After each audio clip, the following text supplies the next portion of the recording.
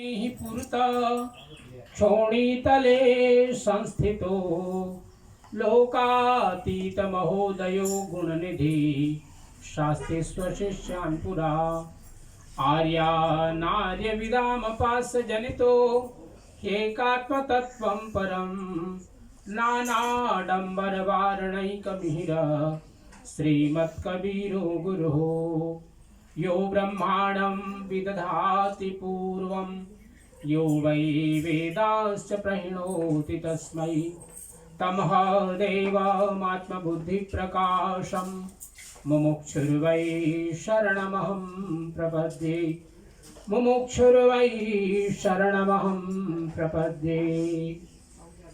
प्रेम से बोलिए सदगुरु कबीर साहेब की जय। आप सब लोग काफी संख्या में हैं, थोड़ा जोर से बोलिए, बाद में महाप्रसाद होगा। प्रेम से बोलिए सदगुरु कबीर साहेब की जय। सदगुरु कबीर साहेब की जय। सब संत भक्त समाज की जय। आज के आनंद की जय। सत्य पुरुष परमात्मा हम सबके हृदय में विराजमान सदगुरु कबीर साहेब, परमादरणीय महंत श्री अमर साहेब जी ब्रिजमोहन, परमादरणीय महंत श्री पूर्ण साहेब जी सुभग, परमादरणीय एवं परम श्रद्धेय सभी भक्त हंसजन, देवियों सज्जनों, प्यारे बच्चों, परम पावन अवसर भक्त श्री ऋषि मंगरा जी के इस पवित्र घर में हम सब लोग उपस्थित हैं। उनकी श्रद्धेया माता जी, उनकी धर्मपत्नी श्रीमती आशा मंगरा जी और उनकी बहनें और आपके जितने मंगरा परिवार से जुड़े हुए आपके आमंत्रित सभी भक्त हंसजन, परिवारजन, मित्रगण, सभी आगंतुक, सभी को इस परिवार की ओर से स्वागत है। सदगुरु कबीर साहब की यह पावन परंपरा जिसमें हम सब लोग अपने जीवन को समर्पित किए हैं, अपनी रहनी गहनी खान पान जो सदगुरु कबीर साहब ने बतलाया आप सब लोग अपने जीवन में पालन करते हैं। मंगरा परिवार फ्लोरियाल इस मॉरिशस देश में कबीर पंथ में काफ़ी प्रसिद्ध हैं आप लोग, और काफ़ी बड़ा परिवार है मंगरा परिवार, और पुस्त दर पुस्त, पीढ़ी दर पीढ़ी, वंश दर वंश आप सब लोग कबीर साहब के अनुयायी हैं। कबीर साहब के वाणी वचनों पर चलते हैं आप सब लोग, और समय समय पर अपने घरों में सत्संग, भजन, संध्या, पूजन, चौका आरती आदि कराते रहते हैं। तो आज की यह पूजा विशेष रूप से भक्त श्री ऋषि मंगरा जी के पूज्य सत्यलोकवासी पिताजी श्री राजपूत मंगरा जी का पिछले वर्ष उनका चलावा हुआ था 7 सितंबर को, तो इसके अनुसार से आज उनका 11 महीना हो गए हैं, और इसलिए यह वार्षिक पूजा की जा रही है। अगले माह अर्थात सितंबर में उनका पूरा 1 वर्ष हो जाएगा 8 सितंबर को। बहुत ही श्रद्धा भक्ति के साथ आप सब लोगों ने पूजा की तैयारी की। हमारे दीवान साहेब, महंत साहेब लोग और हमारे जितने भी भक्तगण हैं सभी लोगों ने मिल करके इस पूजा की तैयारी की है, और आप सब लोगों ने देखा होगा कितना समर्पण, कितनी भक्ति के साथ ये पूजा की तैयारी होती है। और इसी प्रकार से भक्ति भाव के साथ भजन रमैनी आदि गाए जाते हैं। अभी तो विधि आगे और होगी, तो आइए थोड़ी सी चर्चा करते हैं सदगुरु कबीर साहब की यह पावन परंपरा जिसको हम सात्विक ज्ञान यज्ञ चौका आरती कहते हैं, क्योंकि एक होती है मृत्यु के बाद चलावा विधि और उसके बाद एक आनंदी विधि। तो आज ये आनंदी विधि हो रही है, अर्थात इस आनंदी विधि के बाद घर में कोई भी मांगलिक कार्य किए जा सकेंगे, परिवार में कोई भी शुभ कार्य किया जा सकेगा। तो आज हमने प्रवचन के लिए एक सुंदर भजन आप सब लोगों के समक्ष रखने का प्रयास कर रहे हैं। ये पत्रिका जो आप लोग देख रहे हैं सब लोग गा रहे हैं। अगर आपके पास में स्मार्टफोन है और आपके पास में डाटा है तो आप kabirfederation.com के जो वेबसाइट है हमारा उसमें जाएंगे और उसमें आप देखेंगे ये पत्रिका उपलब्ध है, जिसमें हिंदी में भी ये भजन है जो गा रहे थे अभी लोग, और वो ठीक उसी क्रम में इंग्लिश में भी है। तो मैं बाद में इन लोगों से कहूँगा जो हमारे भजन गायक हैं कि आप लोगों को बतलाएं कि ये कहाँ मिलेगा। आप उसमें डायरेक्ट जा कर के साथ में इन लोगों के साथ आप गा सकते हैं, आरती भजन भोग लगाना, सारी विधियां उसमें हम लोगों ने डाला है हिंदी और इंग्लिश में, उसका लाभ उठाइए आप लोग। तो आइए थोड़ी सी चर्चा करते हैं इस भक्ति की धारा जिसको हम चौका आरती कहते हैं कि क्या है चार। सदगुरु कबीर साहब धनी धर्मदास साहब को समझा रहे हैं, क्या कह रहे हैं, अगर चंदन घसी चौका दिन्हा, आदि नाम का सुमिरन किन्हा। आप सब लोगों ने देखा कि जब ये लोग भजन गा रहे थे, रमैनी गा रहे थे, 7 रमैनियां इन्होंने गाई। रमैनी क्यों कहते हैं इन भजनों को, इसलिए कि हम सबके ही हृदय में विराजमान वो जो रमता राम है, रमैया राम है, उसी को रमैनी का नाम दिया गया। अर्थात परमात्मा हम सबके अंदर में विराजमान है, चाहे उसको हम राम कहें या किसी भी नाम से उसको बुलावें, क्योंकि वो सबके अंदर में रमण करता है, इसलिए उसका नाम राम है। और इसलिए इन भजनों को रमैनी कहा गया। साहेब कबीर क्या कहते हैं, अगर चंदन घसी चौका दिन्हा, आदि नाम का सुमिरन किन्हा। सर्वप्रथम हम यहाँ पर आए तो भक्तों को सबको चंदन लगाए। चंदन हमारे आने के पहले ही आज हमारे श्रीमती श्री ब्रिजमोहन जी ने तैयार करवा दिया था। और आदि नाम का सुमिरन किन्हा, तो आदि नाम क्या है, मैंने आप सबसे कहा, क्या कहा कि आप सब लोग सत्य नाम का जाप करिए, ठीक है ना, ये आदि नाम है। जब सो धनिमन चितवन किन्हा, चौका सेत हंस करि लिन्हा। जैसे ही सदगुरु की शरण में कोई भक्त आता है तो वो भक्त फिर क्या हो जाता है, हंस हो जाता है। क्यों सदगुरु कबीर साहब ने अपने भक्तों को हंस कहा, इसलिए कि हंस जानता है कि उसको क्या खाना है, अर्थात उसका जो भोजन है, आहार है, वो दूध है। पानी को वो छोड़ता है और दूध को ग्रहण करता है। इसी प्रकार जो भक्त होते हैं जीवन में वो शुभ कर्म करते हैं, इसलिए सदगुरु कबीर साहब ने अपने भक्तों को हंस कहा। धर्मदास चौका है सारा, चौका बैठे पुरुष प्यारा। चौका में 4 गुरुओं की हम लोग पूजा करते हैं। मध्य स्थान में सत्य पुरुष परमात्मा है, सहतेजी साहेब, बंकेजी साहेब, चतुर्भुज साहेब और ज्योत स्थान पर धनी धर्मदास साहेब। और जो बैठते हैं गुरु गद्दी पर, जैसे अभी हम बैठे हैं, हमारे साथ हमारे आदरणीय महंत साहब लोग बैठे हैं, तो हम लोग कणिहार महंत हैं। अर्थात हम लोग अपने आचार्य गद्दी से एक प्रमाण पत्र लेते हैं जिसको महंती पंजा कहते हैं।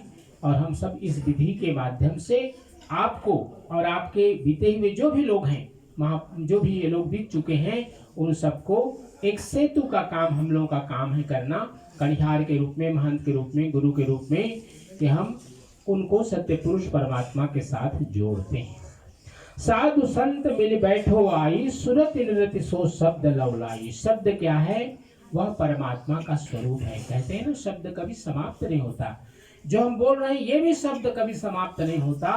और जिस शब्द की बात सदगुरु कबीर साहब कहते हैं वह तो परमात्मा स्वरूप है, और वो तो कभी समाप्त हो ही नहीं सकता, क्योंकि उसी शब्द से सारी की सारी जितने भी यूनिवर्स हैं, पूरे जितने भी ब्रह्मांड में और भी पृथ्वी के अलावा भी जितने और भी लोक हैं, वो सभी के सभी उसी शब्द से ही निश्रित हुए हैं, निकले हैं, उनसे रचना हुई है। तो ये 4 क्या है शब्द, जो सदगुरु कबीर साहब ने कहा 4, ठीक है। 4 गुरु के हम लोगों ने पूजा किया, 4 कार्नर है इसके, इसलिए भी 4 इसको हम कहेंगे, जैसे कात्रिबोन है आप लोग कहते हैं ना 4 कोना के लिए, तो इसी प्रकार 4 इसके कार्नर हैं, इसलिए भी इसको हम चौका कहते हैं। लेकिन मुख्य रूप से 4 क्या है, 4 गुरु तो है ही है।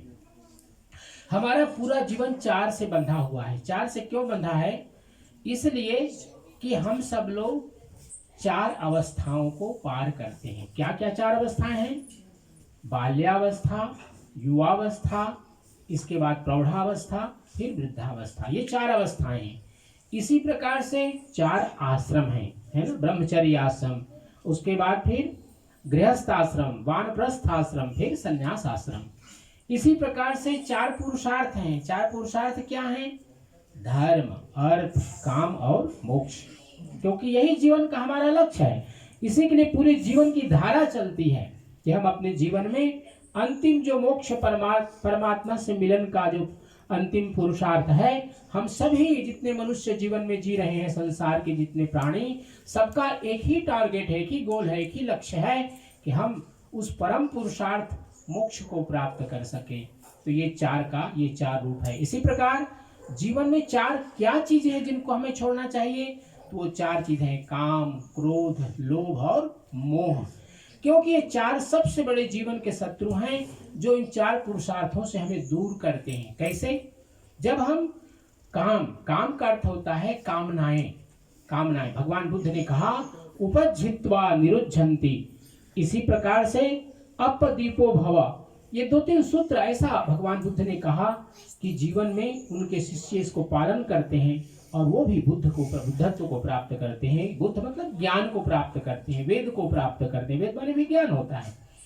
तो सदगुरु कबीर साहब की यह धारा क्या कहती है कि इन काम को, अर्थात जीवन में जितनी कामनाएं हैं, कामनाएं हम ज्यादा करके क्या करते हैं? बुरी कामनाएं करते हैं, अपकामनाएं करते हैं कि उसको ऐसा हो जाए, हम ऐसे ये प्राप्त हो जाए। एक अभी पूर्ति नहीं हुई कामना दूसरी पूर्ति जागृत हो जाती है। तो जिसको कहा बुद्ध ने कि उपजित्वा निरुद्धन्ति, एक लहरें आती है किनारे से, फिर दूसरे लहरें आती है, फिर तीसरी लहरें आती है, वो लहरें कभी समाप्त नहीं होती, अर्थात वो लहरें चलती ही रहती हैं। समुद्र किनारे कोई बैठा हो दिन रात, हर समय लहरें आती हैं, साहिल से टकराती हैं, फिर जाती हैं, फिर आती हैं। ऐसे ही हमारे जीवन में संकल्प आते हैं, विकल्प आते हैं और हमारा पूरा जीवन बीत जाता है। सदगुरु कबीर साहब ने कहा कि कामनाओं को छोड़ो, परित्याग करो। फिर क्या है? काम के बाद है क्रोध। हम सब अपने जीवन में क्रोध करते हैं। तो सदगुरु कबीर साहब ने कहा कि क्रोध अगर हम करते हैं तो हमारे जीवन में किए हुए जितने पुण्य हैं, जितने पूजा पाठ, जितनी व्रत आदि, उपासना, तपस्या, तीर्थ यात्रा, सारा का सारा ये क्रोध जो है सबको, क्योंकि कहते हैं ना क्रोध तो अग्नि है, सबको जला देता है। हमारे सारे पुण्य समाप्त हो जाते हैं उसके कारण से।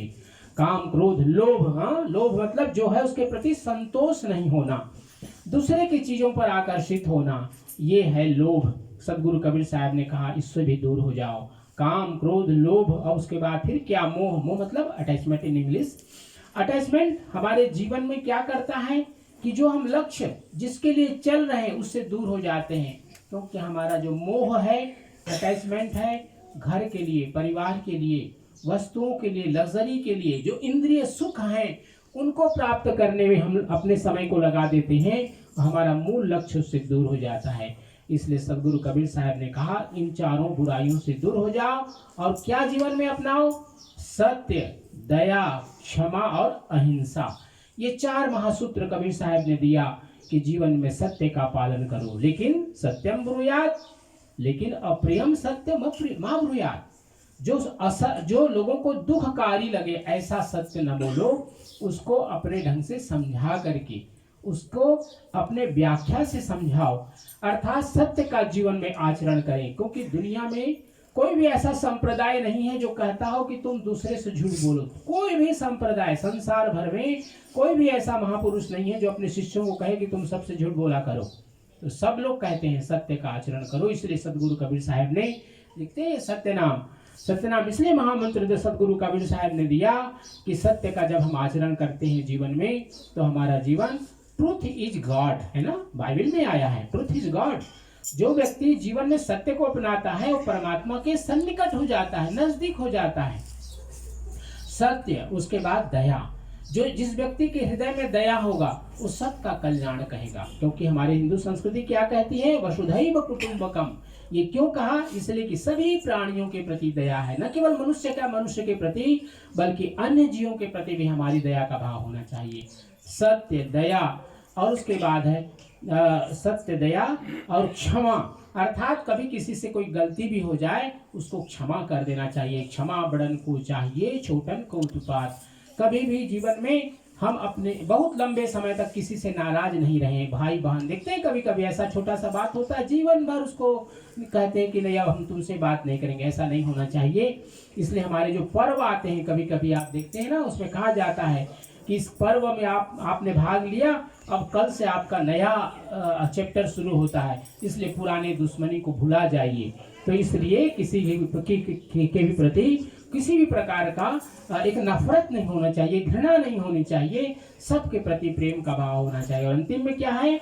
अहिंसा। सदगुरु कबीर साहब का यही भाव था, सभी जीवों के प्रति अहिंसा का भाव हो। किसी के प्रति बुराई हम न सोचें न करें, न अपने मन से किसी को सोचें, न अपनी वाणी से किसी के प्रति बुरा सोचें, और न ही अपने इंद्रियों के द्वारा किसी के प्रति बुरा करें, अर्थात सदा ही अहिंसा का भाव रखें। ये है वास्तविक रूप से चौका आरती का भाव। सदगुरु कबीर साहब क्या कह रहे हैं? धर्मदास चौका है सारा, चौका बैठे पुरुष प्यारा। क्योंकि जो चौका आरती हम कर रहे हैं, स्वयं सत्य पुरुष परमात्मा मध्य में विराजमान है और हम सबके हृदय में जो चल रहा है संकल्प विकल्प, उस सब के साक्षी हैं, सबको देख रहे हैं। हम बुराई करते हैं लेकिन भूल जाते हैं परमात्मा तो सदा ही हम सबके साथ में है, वो तो सबका विटनेस है, सबको देख रहा है वो। ये हमें सदा स्मरण रखें। साधु संत मिल बैठो आए, देखते हैं ना सब साधु संत बैठे हैं। इसलिए जब हम एक पूजा करते हैं तो अपने साधु संतों को बुलाते हैं। सुरति निरति सो शब्द लवराई, परमात्मा का ध्यान करते हैं अपनी सुरति के द्वारा और निरति के द्वारा उसको बांधते हैं कि वो हमारा जो मन है इधर उधर विचलन न हो। यही मैंने इन लोगों को समझाया शुरुआत में। हमारे जो आज के यजमान लोग हैं, कार्यकर्ता है, उनको मैंने यही कहा कि मन को एकाग्र करके सत्य नाम का ध्यान करिए।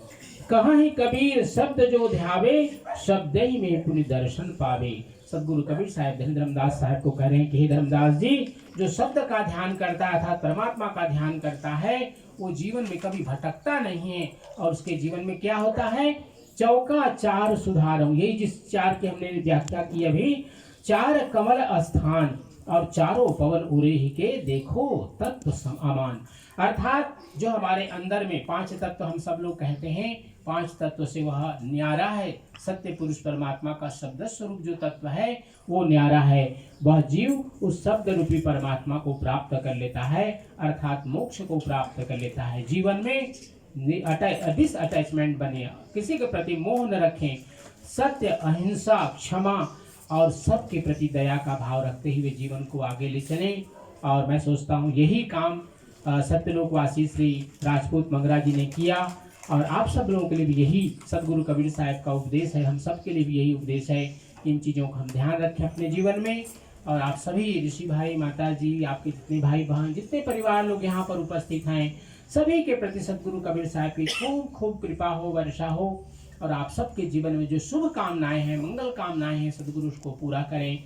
सदगुरु से प्रार्थना करते हैं। आइए अपने वाणी को पवित्र करने के लिए इस सत्य नाम का जो महाधून है, उन सबको हम सब लोग मिल करके संगीतमय रूप से इसको हम सब लोग गाएंगे साथ में। सब लोग साथ हो जाएं हमारे साथ, अपने वाणी को पवित्र करें। सत्यनाम सत्यनाम सत्यनाम बोल, जय करुणामय सत्यनाम बोल।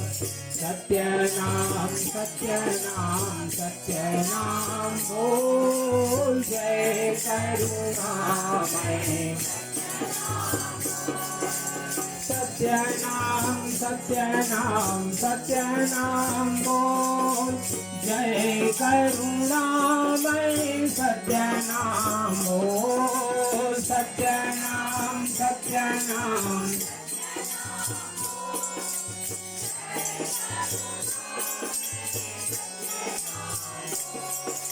सत्यनाम सत्यनाम सत्यनाम बोल, जय करुणामय सत्यनाम बोल।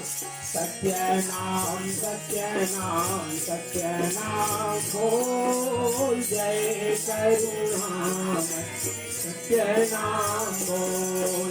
जय करुणामय सत्यनाम बोल, जय करुणामय सत्यनाम बोल।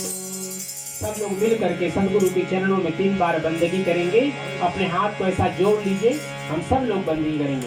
साहेब बंदगी, साहेब बंदगी, साहेब बंदगी। प्रेम से बोलिए सदगुरु कबीर साहेब की, सदगुरु कबीर साहेब की, सब संत भक्त समाज की, आज के आनंद की। आरती के लिए हम